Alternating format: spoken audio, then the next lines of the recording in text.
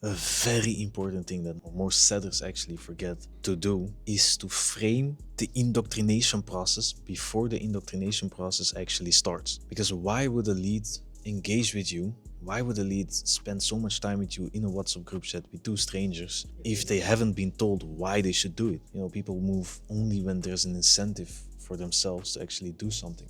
We know that as a setter. When you will indoctrinate them in the indoctrination process, after they booked in a call, what happens is, okay, you put them in a WhatsApp group chat, the closer, the setter, maybe even the business owner, right? And probably the setter or the closer will start sending video notes like, hey, I'm Kevin, partner of this guy. Obviously, you booked in a call with us, looking forward to the call. Do you want to see a PDF or a video? Engagement bait, right? Engagement bait. We know that. We know this stuff, okay? If you don't know this, watch the other video about the engagement bait. So what will actually be a good reason for that lead to respond on the engagement bait, to respond on the question if he wants to see a PDF or a video, if he already will be in a call with you guys the next day or in 2 days?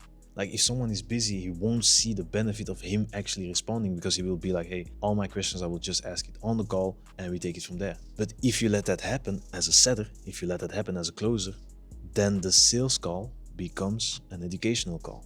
And when it's an educational call, you know that the lead won't buy, because his objection will be, hey, I got all this information, I need to think about it. And then you can get into the whole, objection handling and blah. But you want to shorten the sales cycle. So how will you actually shorten the sales cycle? It's to put that extra effort up front, okay? That's why we actually do the indoctrination process, and to get these people to actually show up on the calls, right? That's why last month I had 93% show up rate. You have to frame the indoctrination process. What you'll actually tell these leads is like, hey, okay, you set the lead and you're like, hey, you've booked in a call. We actually value communication with all our partners, with all our clients. We value communication, right? Do you actually also value communication? Or, yeah, I value communication. Okay, cool. Okay.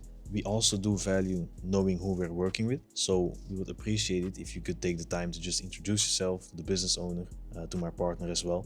They will also introduce themselves. Is that also something that is important to you, to know with who you're actually working with? Or, yeah, obviously that's very important to me. Yeah, obviously.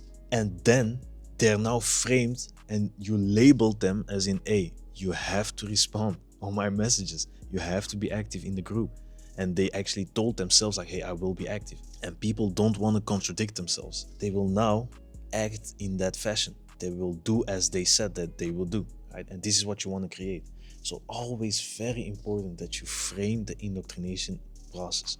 I have seen cases, many cases, where the setter actually forgot to do it, and there you will see, you will see a slight difference, right? People will come in the group chat not talking, just liking stuff, not communicating, and then you're not sure if they're actually consuming the sales assets, the pre-call sales assets that you want them to consume, to prevent the sales call to become an educational call. This is why you're dealing with long follow-ups. This is why you're dealing with long sales cycles and unqualified leads. But these leads are actually qualified, but you didn't indoctrinate them during the framing window. Because the moment these leads actually consume all these pre-call sales assets, they will know how your program works, they will know what results they can expect, they will have spent time with you in content, long form, short form, etc. That's why it's very important, for your business owner, if you're a setter, for your business owner, to actually have a personal brand, to post content, to be active on social media as well. Why? Because the 7-11-4 rule.